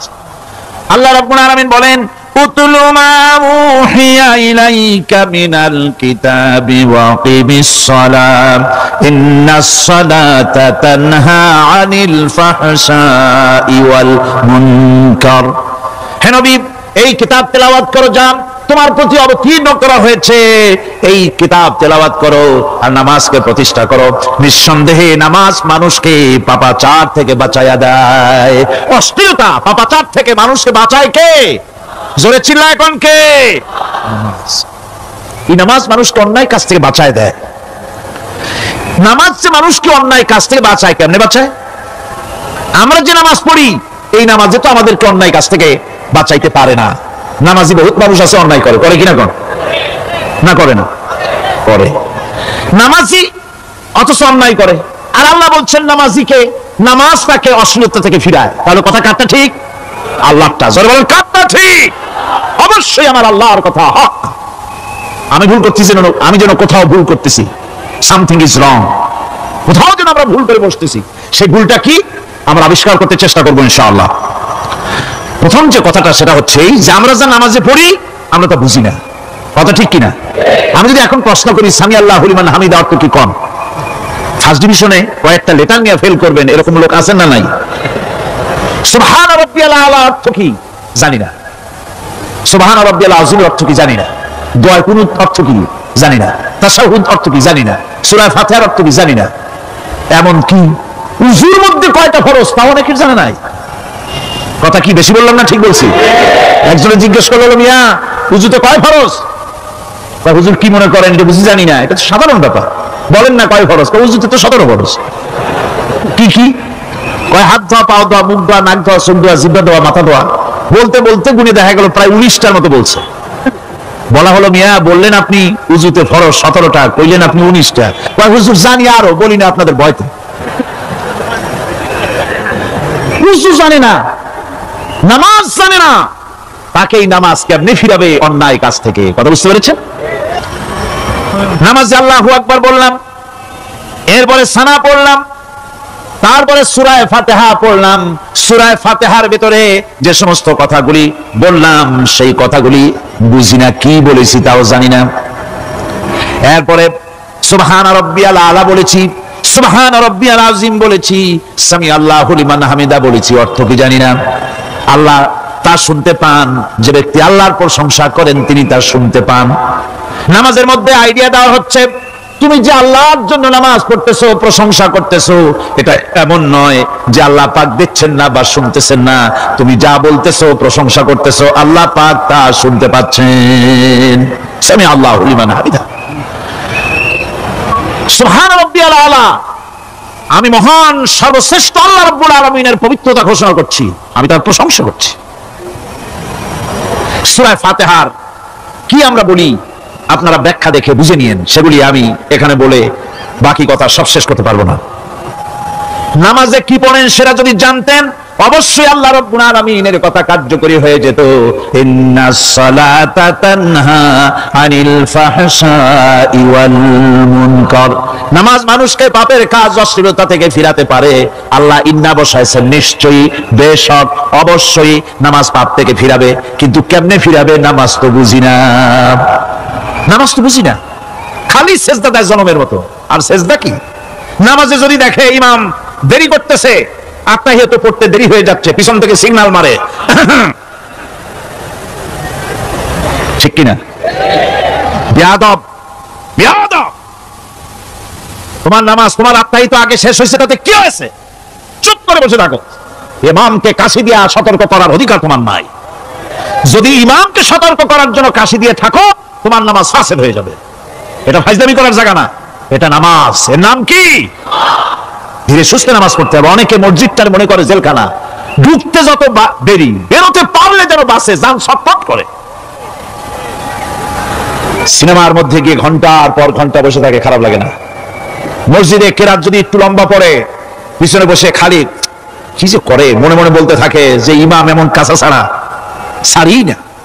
আর গান যখন শোনে শুনতেই থাকে, কত মজা, ঘুম আসে না। নাউজুবিল্লাহ। সুতরাং নামাজে কি পড়েন সেটা আপনাকে বুঝতে হবে। সঠিকভাবে নামাজ পড়ার পরও যদি কোনো মানুষের সঠিকভাবে, ভালো করে শোনেন, সঠিকভাবে নামাজ পড়ার পরেও যদি কোনো মানুষ পাপের থেকে না ফেরে, তাহলে বুঝতে হবে একথা, পানি আর সাবান দিয়া কাপড় ধুলে কাপড়ের ময়লা যাবে, কিন্তু পানি আর সাবান দিয়া কয়লা জনমের মতো ধুইলেও কয়লার ময়লা যাবে না। কথা বুঝে আসছে? এর থেকে আর উত্তম দৃষ্টান্ত আমার কাছে নাই। নামাজ পড়ার পরেও যদি চরিত্র ভালো না হয়, বুঝতে হবে নামাজ হচ্ছে না, কাঙ্ক্ষিত মানের নামাজ আদায় হচ্ছে না। আল্লাহর নবী বলেছেন, যার নামাজ পাপ কাজ হতে ফিরাতে পারলো না, তার নামাজ নামাজি নয়। আবার শুনুন, রাসূল বলছেন, যার নামাজ তাকে পাপের কাছ থেকে ফিরাতে পারলো না, তার নামাজ নামাজ নয়, ওইটা নামাজ হয় নাই, যার জন্য তার পাপ থেকে তারা ফিরাইতে পারছে না। আর কিয়ামতের দিন বেনামাজিরা সবচাইতে বেশি অপমানিত হবে। সবচাইতে বেশি অপমানিত হবে কারা? বেনামাজিরা। কিভাবে? يوم يكشف عن ساق ويدعون إلى السجود فلا يستطيعون। সেদিন কঠিন সময় আল্লাহ রাব্বুল আলামিন লোকদেরকে সিজদা করার জন্য বলবেন, কিন্তু যারা বেনামাজি ছিল দুনিয়ায় তারা সিজদা দিতে পারবে না। বলেন নাউযুবিল্লাহ। অবস্থাটা কি হবে? খাশিআতান আবসারুহুম তারহাকুহুম দিল্লাহ। তাদের দৃষ্টি নিচু হবে, লাঞ্ছনা এবং অপমান তাদের উপরে চেপে বসবে, সিজদা দিতে পারবে না। আল্লাহ আমাদেরকে ক্ষমা করুন। কিয়ামতের দিন হযরত আদম আলাইহিস সালাম থেকে শুরু করে পৃথিবীর সমস্ত মানুষের সামনে আল্লাহ রাব্বুল আলামিন সিজদা করার জন্য অর্ডার করবেন। যারা নাকি বেনামাজি ওরা আল্লাহর দরবারে সেদিন সিজদা দিতে পারবে না, লাঞ্ছিত অপমানিত হবে। যারা কন নাউযুবিল্লাহ। নামাজ, মুমিনের নামাজ একরকম, মুনাফিকের নামাজ হলো আর এক রকম। মুনাফিকরাও নামাজ পড়ে, পড়ে কিনা কন? মুনাফিকেরাও নামাজ পড়ে। মুনাফিকরা যখন নামাজ পড়তে যায় আল্লাহ রাব্বুল আলামিন বলতেছেন ওয়া ইযা কামু ইলাস সালাতি কামু কুসালা।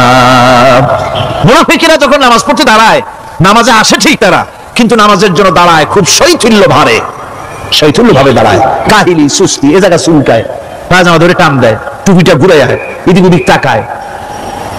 মুনাফিকের নামাজ দেখলেই ঠিক পাওয়া যায় যে বেটা মুনাফিক। এইভাবে সে দাঁড়ায়। তার নামাজটা কি জন্য? يراؤون الناس ولا يذكرون الله إلا قليلا। তাদের নামাজ হচ্ছে মানুষকে দেখাবার নামাজ। নাউযুবিল্লাহ। এখন দেখবেন এই মৌসুম আসছে, নামাজের মৌসুম, বেনামাজিদের নামাজের মৌসুম। জনসভা হচ্ছে, নির্বাচন আসতেছে, নামাজে রক্ত হয়ে গেছে, তাড়াতাড়ি আজান হয়ে গেল। টুপি না থাকলে রুমাল একটা মাথায় দিল, উজু আছে কিনা আছে, আল্লাহু আকবার, যা আছে কপালে হয়ে যাক। মানুষকে দেখাবার জন্য এরা নামাজ পড়ে। এরা আল্লাহর শরণার্থে নামাজ খুব কম লোকই করে। এরা হচ্ছে মুনাফিক। দুনিয়া এবং আখিরাতে কল্যাণের জন্য একমাত্র মাধ্যম হচ্ছে নামাজ। দুনিয়া যদি কল্যাণ চাই, আখিরাতেও যদি কল্যাণ চাই, তাহলে এর জন্য কি করতে হবে? কি করতে হবে? আমার কথা নয়, আল্লাহ রাব্বুল আলামিনের কথা শুনুন। রব্বুল আলামিন বলেন قد أفلح المؤمنون الذين هم في صلاتهم خاشعون والذين هم للزكاة فاعلون والذين هم لفروجهم حافظون। নিশ্চিতভাবে সেই সব মুমিন কল্যাণ লাভ করবে, নিশ্চিতভাবে। তারা হচ্ছে ওই সব লোক যারা নিজেদের নামাজ ভীতি মিশ্রিত বিনয় ভাবে, ভীতি মিশ্রিত অবস্থায় বিনয়ের সাথে যারা নামাজ আদায় করে, যারা বেহুদা কাজ থেকে বিরত থাকে, যারা যাকাতের পন্থায় কর্মতৎপর হয়, আর যারা নিজের লজ্জাস্থানকে হেফাজত করে। এরপরে আল্লাহ পাক বলেন আল্লাযীনা হুম লিআমানাতিহিম ওয়া আহদিহিম রাউন ওয়াল্লাযীনা আলা সালাওয়াতিহিম ইউহাফিজুন ওয়াল্লাযীনা আলা সালাতিহিম হাফিজুন। আর যারা তাদের আমানতকে পূর্ণ করে, আমানত এবং তাদের ওয়াদা চুক্তি পূর্ণ করে, এবং যারা নিজেদের নামাজ সমূহকে পূর্ণভাবে হক আদায় করে নামাজ পড়ে, নামাজের যারা হেফাজত করে, এরা কারা? এরা হচ্ছে উলাইকা হুমুল ওয়ারিসুন আল্লাযীনা ইয়ারিসুনাল ফিরদাউসা হুম ফিহা খালিদুন। এরা হচ্ছে সেই সব লোক, এরা উত্তরাধিকার হচ্ছে জান্নাতের উত্তরাধিকার, জান্নাতুল ফিরদাউসে আল্লাহ রাব্বুল আলামিন এই গুণ বিশিষ্ট লোকদের জন্য জায়গা করে দিবেন। জোরে কোন সুবহানাল্লাহ। নামাজকে পড়তে বলা হয়নি, কোরআন শরীফে বলা হয়েছে নামাজ কায়েম করো। কি বলা হয়েছে কোন তো দেখি? নামাজ কায়েম করো, নামাজ পড়ো, এই কথা কিন্তু কোরআন শরীফে কোনো জায়গায় আছে নাকি? এখন কায়েম করা কারে বলে? একটা গুরুত্বপূর্ণ আরেকটি বিষয়। নামাজ কায়েম করতে বলা হয়েছে। কায়েম কি? কায়েমটা হচ্ছে দৃষ্টান্ত স্বরূপ বলা যায় যে জিনিসটা সমাজে প্রতিষ্ঠিত আছে ওইটারে বলে কায়েম হওয়া, আর যেটা প্রতিষ্ঠিত নাই ওটা কায়েম নাই। কায়েম মানে হলো প্রতিষ্ঠিত থাকা। যেমন আমাদের দেশে, আমাদের সমাজে নারী পুরুষ শিশু বৃদ্ধ সকলেই কাপড় পরা, শাড়ি পরা, লুঙ্গি পরা, এই কাপড় পরাটা কায়েম আছে, প্রতিষ্ঠিত আছে না নাই? যার কারণে কাপড় পরা সমাজে কায়েম আছে বলে উলঙ্গ মানুষ সমাজে খুঁজে পাওয়া যায় না, পাগল ছাড়া, ঠিক কিনা? একটা বাচ্চাকেও যদি উলঙ্গ হতে বলেন এখানে 5 বছর 6 বছর একটা বাচ্চাকেও, সে কিন্তু রাজি হবে না, ঠিক কিনা? যেহেতু কাপড় পরা সমাজে প্রতিষ্ঠিত আছে সেহেতু উলঙ্গ মানুষ পাওয়া যায় না, কাপড় পরাটাই এখানে প্রতিষ্ঠিত। সুতরাং এখন অবস্থাটা এই হয়েছে, কাপড় পরা প্রতিষ্ঠিত আছে বলে কোন উলঙ্গ মানুষ এসে যদি এই মঞ্চে দাঁড়ায় আর বলে আমাকে একটু বক্তৃতা করতে দেন, আপনারা কি করবেন? মঞ্চে তো উঠতেই দিবেন না। উলঙ্গ মানুষ যদি কোনো চাকরি নিতে যায় ইন্টারভিউতে, তাকে লাইনে দাঁড়াইতে দেবে? দেবে না। এমনকি উলঙ্গ হয়ে যদি বাড়িতে প্রবেশ করে তার বউ দূর দূর করে তাড়ায় দেবে, ঠিক কিনা? যেহেতু সমাজের ভিতরে কাপড় প্রতিষ্ঠিত আছে সেই জন্য এই উলঙ্গ মানুষ পাওয়া যায় না। অনুরূপ ভাবে নামাজ যদি প্রতিষ্ঠিত হতো সমাজের ভিতরে তাহলে বেনামাজি খুঁজে পাওয়া যেত না। চাকরি করতে গেলে সেখানে নামাজ মানদণ্ড হয়ে যেত, নামাজ পড়ে কিনা তা দেখে নেওয়া হতো, বেনামাজি লোক পাওয়াই যেত না যদি প্রতিষ্ঠিত থাকতো। প্রথম প্রশ্নই হতো তুমি নামাজ পড়ো কিনা। ইলেকশনে যদি একজন উলঙ্গ মানুষ এসে দাঁড়ায়, ভাইরা এবার আমার বোতল মার্কা বাক্স, উলঙ্গ মানুষ এসে ভোটে দাঁড়াইছে, আপনারা ভোট দিবেন? দিবেন। ওইটা কাপড় প্রতিষ্ঠিত আছে বলে, লুঙ্গি প্রতিষ্ঠিত সমাজে আছে বলে উলঙ্গ মানুষকে আপনি ভোট দিবেন না। নামাজ যদি প্রতিষ্ঠিত থাকতো সমাজে, বেনামাজি মানুষ যদি এসে মঞ্চে দাঁড়ায় যতই বলতো আমি ক্ষমতায় গেলে এই করব সেই করব, নামাজ প্রতিষ্ঠিত থাকলে পরে বেনামাজিরে কেউ ভোট দিত না। নামাজ যদি প্রতিষ্ঠিত থাকতো তাহলে অফিসের অফিসার তো দূরের কথা, বেনামাজি অফিসের ঝাড়ুদারের চাকরিও তার কিসমতে যুক্ত না, যদি নামাজ প্রতিষ্ঠিত থাকতো। এর নাম হলো নামাজ কায়েম হওয়া। নামাজ কায়েম থাকলে এই অবস্থার সৃষ্টি হতো। এই জন্য আল্লাহ পাক বলেছেন নামাজকে কায়েম করতে হবে। নামাজ হবে সব ভালো কাজের মানদণ্ড। সমস্ত ভালো কাজের মানদণ্ড কি? নামাজ। নামাজ আমাদেরকে বড় রকমের শিক্ষা দেয়। কি শিক্ষা দেয়? নামাজ আমাদের শিখায় ঐক্য আর ভ্রাতৃত্ব, ভ্রাতৃত্বের আর ঐক্যের শিক্ষা দেয়। এক নেতার আনুগত্য করা শিখায়। জামাত যত বড় হোক, ইমাম হবে কয়জন? একজন ইমাম হবে। আর এই ইমাম মানে কি? নেতা। ইমাম মানে কি? নেতা। নির্বাচন শিখায় নামাজে। নেতা নির্বাচন কে শিখায়? নামাজ শিখায়। বোঝেন খুব ভালো করে। কিভাবে? মনে করুন চট্টগ্রাম শাহী মসজিদে ইমাম প্রয়োজন। এখন সেই ইমাম নেওয়ার জন্য ইন্টারভিউ কল করা হলো, বিজ্ঞাপন দেওয়া হলো পত্রিকায়। অনেক আলেম আসলেন। ইন্টারভিউ বোর্ডে যারা বসলেন তারা ইন্টারভিউটা কিভাবে নেবেন? যার মাথার চুল লম্বা বেশি তার ইমামতি দেওয়া হবে, যার লুঙ্গিটা পায়ের গিরার তলে তারে দেওয়া হবে, যার মোষটা মুখের মধ্যে গিয়া ঢুকছে, হাসি দিলে বুঝাই যায় না হাসে না কান্দে, তারে দিবে। দাড়িগুলা কামাইছে তারে দেবে। সিগারেট খায়, বা অবশ্য চট্টগ্রাম আর সিলেটে সিগারেটের ফতোয়া ভিন্ন রকম। বরিশালে আমি যেখানে জন্মগ্রহণ করেছি, আমার এলাকায় কোন আলেম যদি সিগারেট খায়, মসজিদের ইমাম তো ভালো, মসজিদ ঝাড়ু দিতে ঢুকতে দেবে না মসজিদে। এটা এই এলাকার এক রকমের কায়দা। আমি এটার ব্যাপারে কথা নাইও বললাম। তো আপনারা খুঁজে দেখবেন সে সিনেমা দেখে নাকি, মিথ্যা কথা বলে নাকি, বউ পর্দায় থাকে নাকি। এগুলি মাইক্রোস্কোপ যন্ত্র দিয়ে ইমামের মাথা থেকে পা পর্যন্ত দেখবেন কিনা কন? আচ্ছা এবার কত দেখি এই ইমাম সাহেব ইমামতি করবে কতজন লোকের? 500, 1000। শাহী মসজিদে ধরেন 5000 লোক হইল। 5000 লোক, 5000 লোকের ইমাম নির্বাচনের সময় পা থেকে শুরু করে মাথা পর্যন্ত দেখেন, এমনকি বউ পর্যন্ত। বৌমনি আনিয়ে দেখেন না, পর্দায় থাকে কিনা এইটা আপনারা দেখেন, ঠিক কিনা? এই খবরটা নেন। 5000 লোকের একটা ইমাম বানাতে গিয়ে মাইক্রোস্কোপ যন্ত্র দিয়ে দেখেন মোষ কেমন, দাড়ি কেমন, চুল কেমন, পাও কেমন, হাত কেমন, হাতে নখ লম্বা কিনা, দাঁতে ছাতা কিনা, বউ পর্দায় থাকে কিনা, মিথ্যা কথা কয় কিনা, এত দেখেন। আর যখন নির্বাচন আসে তখন 2.5 থেকে 3 লক্ষ মানুষের জন্য একজন এমপি নির্বাচিত হয়। সেই ইমামকে বাছাই করার জন্য নামাজ পড়ে কিনা, জিনাকার কিনা, মদখোর কিনা, সুদখোর কিনা, ঘুষখোর কিনা, বদমাশ কিনা বাছাই করা হয় না।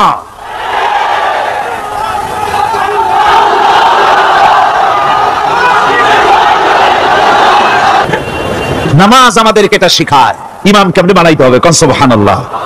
নামাজ ঐক্য শিখায়, নামাজ ভ্রাতৃত্ব শিখায়, নামাজ পারস্পরিক মহব্বত শিখায়, নামাজ নেতা কেমন হওয়া উচিত, নেতা নির্বাচন শিখায়। আবার নেতা ভুল করলে তার ভুল বলা যাবে না, এরকম হতে পারবে না। নামাজের ভিতরে ইমাম যদি ভুল করলে আপনি লোকমা দিবেন, সুবহানাল্লাহ, আল্লাহু আকবার বলবেন। যদি তিনি সংশোধন না হলেন আবার দেন, তাতেও সংশোধন হলো আবার দেন।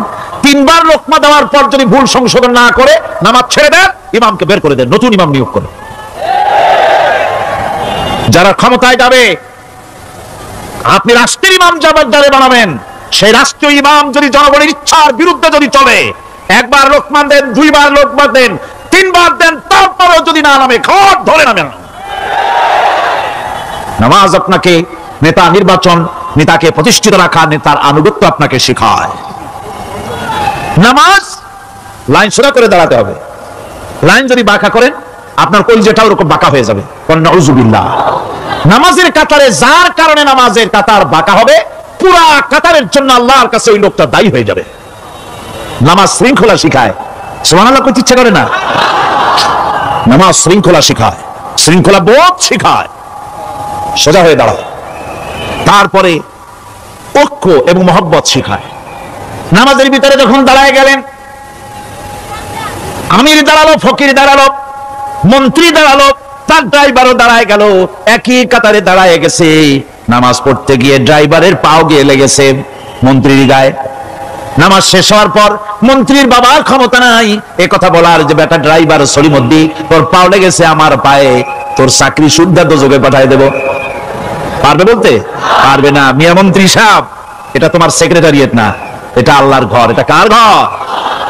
এক হি সাপ মে खड़े हो गए महमूद अयाज, एक ही सप में खड़े हो गए महमूद अयाज, न कोई बंदा रहा न कोई बंदा नवाज।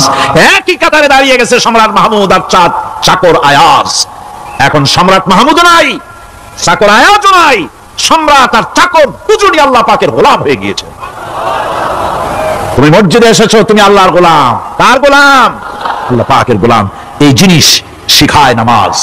নামাজ শিখায় মানুষের পাঞ্চুয়ালিটি, নিয়মানুবর্তিতা, সময়ের জ্ঞান শিখায় নামাজ। নামাজ মানুষকে কি শিখায়? আল্লাহ রাব্বুল আলামিন বলছেন, ইন্নাস সালাতা কানাত আলাল মুমিনিনা কিতাবাম মাওকুতা। নিঃসন্দেহে নামাজ মুমিনদের নিয়মানুবর্তিতার সাথে ফরজ করা হয়েছে, তাদের উপরে নিয়মানুবর্তিতার উপরেই, সময়ের উপরে নামাজকে ফরজ করা হয়েছে। আপনার আন্দাজ মতো আপনি পড়তে পারবেন না, সময় মতো পড়তে হবে, আল্লাহ মতো পড়তে হবে। আমার দেশের মসজিদগুলিতে ফজরের নামাজ পড়া হয় এমন সময় পূর্ব দিক ফর্সা হয়ে যায়। ইমাম সাহেব যদি ভুল করেন, নামাজ যদি দোহরাতে যান, তাহলে সূর্য উদয় হয়ে যাবে, এমন অবস্থা। নামাজ এত দেরিতে পড়া হয়। প্রত্যেক ওয়াক্তের নামাজ আল্লাহ ওয়াক্তে পড়ার জন্য রাসূল সাল্লাল্লাহু আলাইহি ওয়াসাল্লাম তাগিদ করেছেন। সময়ের দিকে লক্ষ্য রাখতে বলা হয়েছে। যেই জাতির, লক্ষ্য করুন, যে জাতির দৈনিক 5 বার টাইমলি, অক্তমতো, সময় মতো নামাজ আদায় করতে হয়, দুর্ভাগ্যজনক সত্য, সেই জাতির কাছে সময়ের কোনো দাম নাই। সময়ের দাম নাই। 9টার গাড়ি কয়টায় আসবে? 9টার গাড়ি কয়টায় আসবে? একদিন দেখা গেল সত্যি 9টার সময় এসে গেছে। যাত্রীরা বলছে মাশাআল্লাহ, অন্তত একটা দিন তো 9টার সময় আসলো। স্টেশন মাস্টার বলছে না, খুশি হওয়ার কারণ নাই, আজকের না, এটা গতকালকেরটা। আমার আমেরিকার সফরের সময়, যে বাড়িতে আমি আমেরিকায় থাকি, কুইন্স এলাকায়, নিউ ইয়র্ক সিটিতে, সে বাড়িওয়ালা চাকরি করে। সে আমাকে বললো 10টি বছর আমি একটা ট্রেনে যাতায়াত করি। সে বলছে রাত 3:45টায় ট্রেনটা আসে, ওই ট্রেনে চড়ে সে তার কর্মস্থলে যায়।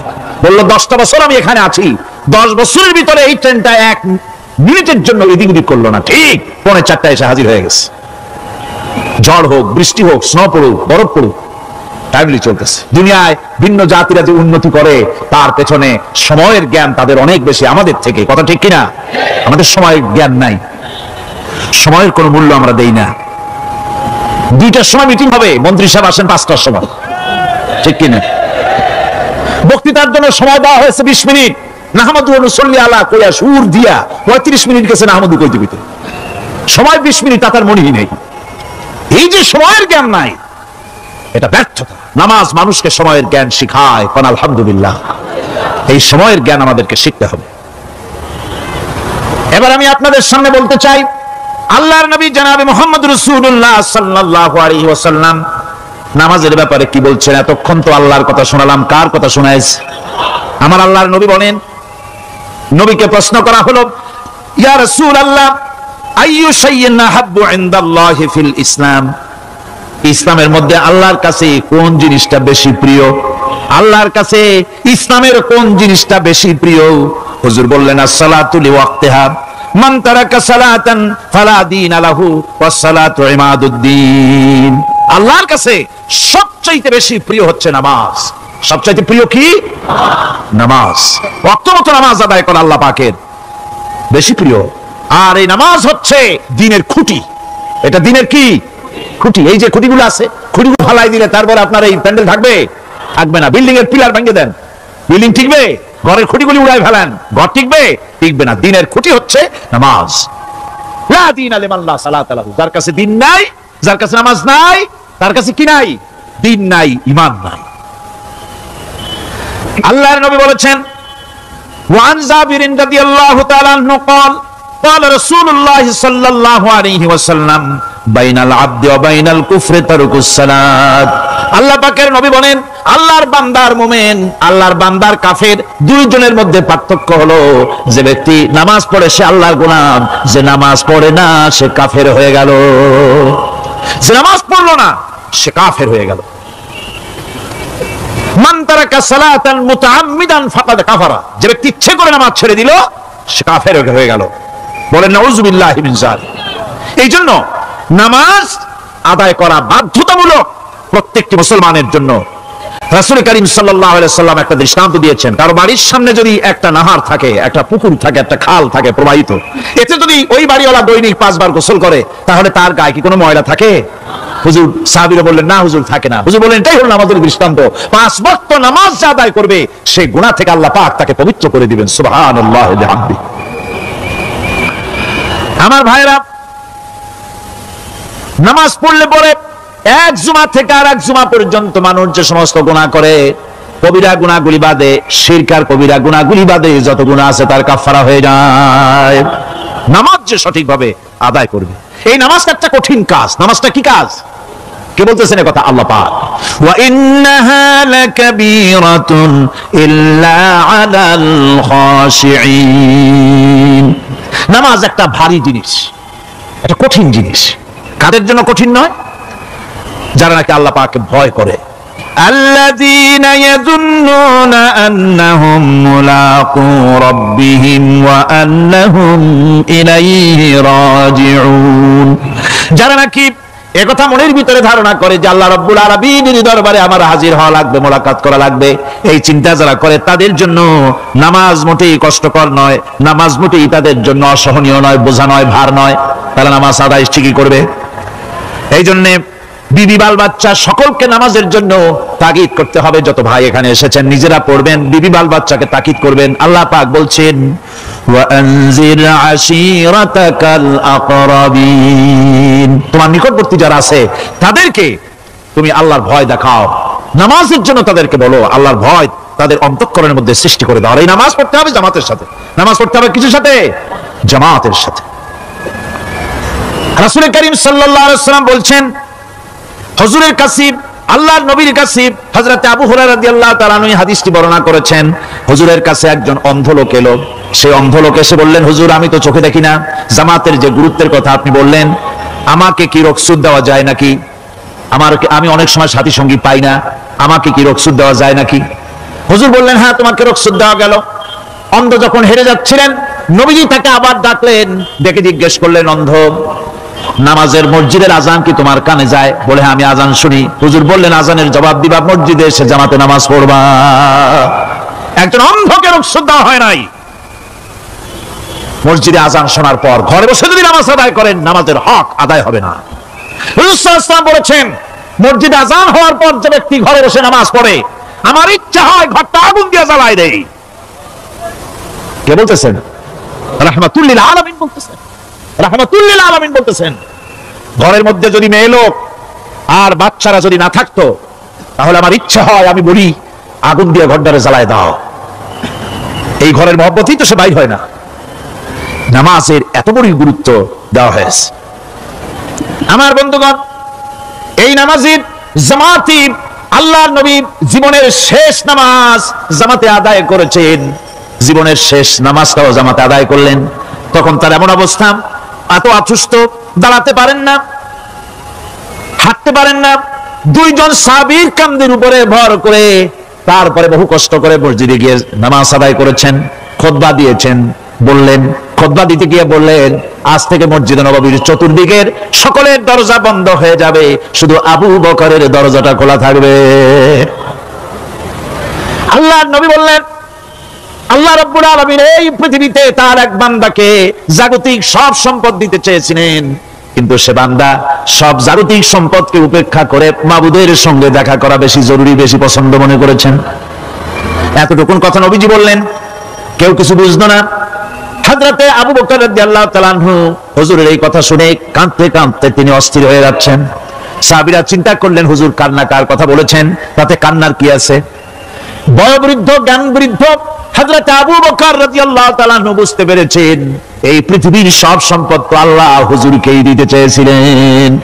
তিনি সমস্ত সম্পদকে উপেক্ষা করে তার মাবুদের সঙ্গে দেখা করার জন্য প্রস্তুতি নিয়েছেন। তার মানে হলো আল্লাহর নবীর বিদায় হয়ে যাবেন, আমরা নবী থেকে এতিম হয়ে যাব। নবীজি ঘরের মধ্যে প্রবেশ করলেন, প্রচন্ড জ্বর এলো। এই প্রচন্ড জ্বর নিয়ে তিনি শুয়ে আছেন, কখনো বেহুশ কখনো হুশ। এর মধ্যে সারা আজান হয়ে গেল। সাহাবীরা বহুক্ষণ অপেক্ষা করে হযরত আবু বকরের ইমামতিতে নামাজ শুরু করলেন। হুজুরের হুশ এলো। প্রশ্ন করলেন, আয়েশা রে, এখন কোন সময়? হযরত আয়েশা বলেন, ইয়া রাসূলুল্লাহি, মসজিদে নববীতে নামাজ শুরু হয়ে গেছে। সাহাবীরা অনেকক্ষণ অপেক্ষা করে আমার বাবার ইমামতিতে নামাজ পড়তেছে সবাই, কিন্তু সাহাবীরা কেঁদে কেঁদে নামাজের মধ্যেই কাঁদতে কাঁদতে অস্থির হয়ে যাচ্ছে। তাদের মনের ধারণা হয়েছে নবীজির পেছনে নামাজ পড়ার কিসমত থেকে তারা মাহরুম হয়ে গেল। নবীজি বলেন, আয়েশা দরজা খুলে দাও আর আমার মাথাটা একটু উঁচু করে ধরো, আমি একটু নামাজের দৃশ্যটা দেখি। দরজা খুলে দেওয়া হলো, নবীজির মাথা উঁচু করে ধরা হলো। নামাজের জামাতের দৃশ্য দেখে নবীজি আবার শুয়ে পড়লেন। হযরত আয়েশা লক্ষ্য করে দেখেন নবীজির দুই চোখের কোণা দিয়া পানি পড়তেছে। মা আয়েশা জিজ্ঞেস করেন, ইয়া রাসূলুল্লাহ, নামাজের দৃশ্য দেখে চোখে কেন পানি এলো? হুজুর বলেন, আয়েশা রে, এটা কোনো দুঃখের পানি নয়, এটা তৃপ্তির পানি। এই যে জামাত নামাজ পড়তেছে লোকেরা, এই জামাত কায়েমের জন্য তায়েফের ময়দানে অনেক রক্ত আমার ঝরেছে। উহুদের ময়দানে দামদার মুবারক শহীদ হয়েছে, সাহাবায়ে কেরাম জীবন দিয়েছে। এই যে জামাত আমি দেখতে পেলাম, ভবিষ্যতের একটা ছবি যেন চোখে ধরা পড়লো। আমার মনে হলো কিয়ামত পর্যন্ত এই পৃথিবীতে আমার যত উম্মত আসবে তারা এইভাবে করে এই জামাতে নামাজ আদায় করবে। নবীজি মাথার কাছে মালাকুল মউত যখন এসে গেছেন, আমার ভাইরা, এই পৃথিবীতে যত নবীরা এসেছিলেন মৃত্যুর সময় সমস্ত নবীরা শেষ কথা যেটা বলেছেন, হাদিস, সমস্ত নবীরা উম্মতের জন্য মৃত্যুর মুহূর্তে শেষ কথা যেটা বলেছেন সেটা হলো আসসালাত, আসসালাত, নামাজ, নামাজ। আমার নবী যখন বিদায় হয়ে যান, বিদায় মুহূর্তে মেয়ের কথা বললেন না, কলিজার টুকরা নাতির কথা বললেন না, জামাইয়ের কথা বললেন না, স্ত্রীর কথা বললেন না, মৃত্যুর সময় শেষ কথা বললেন আসসালাত, আসসালাত ওয়া মা মালাকাত আইমানুকুম, নামাজ, নামাজ, আমার উম্মতেরা নামাজ, আমার উম্মতেরা নামাজ ছেড়ে দিও না, নামাজ। যেই নবী উম্মতের জন্য এত কাঁদলেন, নামাজের জন্য এত কথা বলে গেলেন, আল্লাহ রাব্বুল আলামিন নামাজের জন্য এত নির্দেশ করলেন, নবীজি ইন্তেকালের সময় নামাজের কথা বলে দিলেন, সেই মুসলমান আজ নামাজ আদায় করে না। নামাজ পড়ে তো নামাজ শুদ্ধ হয় না। হযরতে হুযায়ফা রাদিয়াল্লাহু তাআলা আনহু তিনি একবার ইয়েমেন সফর করেছিলেন, এক মসজিদে নামাজ পড়লেন, একজনকে তিনি নামাজ পড়তে দেখলেন।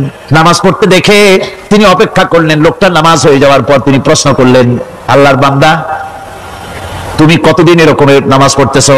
তিনি বললেন, প্রায় 40 বছর তো হবে আমি এরকম নামাজ পড়তেছি।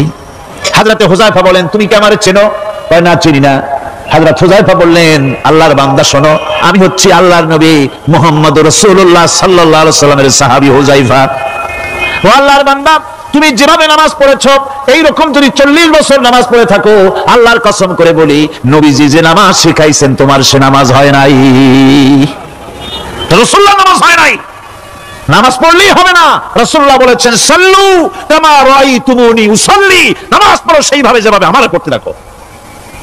বিশ্বাস করুন ভাইরা, নামাজ যদি না হয়, হরতাল করিয়া, মিছিল করিয়া, বিক্ষোভ করিয়া, যে কোনো আন্দোলন করে ইসলামকে বিজয়ী করা যাবে না যতক্ষণ পর্যন্ত নামাজ সহি না হবে। নামাজ হচ্ছে ফাউন্ডেশন, নামাজ নাই কিচ্ছু নাই। ঠুকঠাক করে 2টা সেজদা দিয়ে উঠে যাবেন, আপনার ইসলামী আন্দোলনের 4 পয়সার দাম নাই। নামাজ আগে, জিহাদের ময়দানেও নামাজ, যেখানে আছেন ওখানেই নামাজ পড়তে হবে। এটা পড়তে হবে আদবের সাথে, মহব্বতের সাথে। আপনারা বিরক্ত হচ্ছেন না তো? নামাজ, নামাজ, এই নামাজ হচ্ছে মুসলমানদের সবচেয়ে বড় জিনিস। নামাজ হয় না, নামাজ যত পড়া হয় অধিকাংশ নামাজ হয় না। নামাজের ভিতরে তাদিল আর কাম, তাদিল করা ওয়াজিব। যতক্ষণ দাঁড়িয়ে থাকবেন, রুকুতে থাকবেন, যতক্ষণ দাঁড়ায় থাকবেন ততক্ষণ অন্তত 1 তাসবিহ পরিমাণ তো বটেই। যদি তা না হয়, রুকুত থেকে দাঁড়ালেন, সেজদায় চলে গেলেন, ওয়াজিব তরক হলো। সেজদা দিলেন না, নামাজ ফাসিদ হয়ে গেল, নষ্ট হয়ে গেল নামাজ। এটা পাগলামি না। নামাজ সহিভাবে আদায় করতে হবে। নামাজ থেকে দাঁড়াবেন, রুকুত থেকে দাঁড়ায় গেলেন, বলবেন রব্বানা লাকাল হামদ, রব্বানা লাকাল হামদ হামদান কাসীরান তাইয়িবান মুবারাকান ফিহি। একজন সাহাবী এই দোয়াটা পড়ছিলেন। নামাজ শেষ করে আল্লাহর নবী প্রশ্ন করলেন, নামাজের ভিতরে অতিরিক্ত এই কথাগুলি কে বলেছো? সাহাবী ভয় পেয়ে গেলেন। ভয় তিনি বললেন, হুজুর আমি বলেছি। হুজুর বললেন, তুমি জানো না আমি নবী, তুমি নবী না, আমি যা দেখি তুমি দেখতে পাও না। তুমি যখন এই দোয়াটা পড়তেছিলে আমি লক্ষ্য করেছিলাম আল্লাহর রহমতের ফেরেশতারা প্রতিযোগিতা করতেছিল তোমার আমল নামায় কে কত বেশি নেকি লিখবে। রুকুতে দাঁড়ায়া এটা পড়বেন, সেজদায় চলে যাবেন, 2 সেজদার মাঝখানে ততক্ষণ বসে থাকবেন যতক্ষণ একটা সেজদার ভিতরে ছিলেন। পড়বেন আল্লাহুম্মা গফিরলি ওয়ারহামনি ওয়াহদিনি ওয়াআফিনি ওয়ারযুকনি। নামাজের মধ্যে দোয়া করতেছেন, আল্লাহ আমারে ক্ষমা করে দাও। সব দোয়া সব হুজুরের, আমাকে ক্ষমা করো, আমাকে হেদায়েত দাও, আমাকে সুস্থ করো, আমাকে রহম করো, আমাকে রিজিক দাও। সুবহানাল্লাহ। নামাজের ভিতরে দোয়া কবুলের সময়, নামাজের সিজদার ভিতরে দোয়া কবুল হয়। এইভাবে করে রাসূল করিম সাল্লাল্লাহু আলাইহি ওয়াসাল্লামের নামাজটা কেমন হাক্কানি উলামাদের কাছ থেকে জেনে নেবেন। যেহেতু হুজুর বলেছেন সাল্লু কামা রাআইতুমুনি উসাল্লি, নামাজ পড়ো সেইভাবে যেভাবে আমাকে পড়তে রাখো। নামাজের ভিতরে একাগ্রতা লাগবে, ভালোবাসা লাগবে, ভয় লাগবে, মুহাব্বত লাগবে। পরিপূর্ণ সময় নিয়ে শান্তিপূর্ণভাবে নামাজ পড়তে হবে। আর যত তাড়াহুড়া সব হচ্ছে নামাজের মধ্যে, ঠিক কিনা ভাইরা? রাসূল করিম সাল্লাল্লাহু আলাইহি ওয়াসাল্লামের যে নামাজ, হুজুর যেভাবে নামাজ পড়েছেন হাদিসে যা পাওয়া যায়, হাদিসে বুখারীতে সব আছে, দেখে নেবেন, সেইভাবে নামাজটা আদায় করে নেবেন।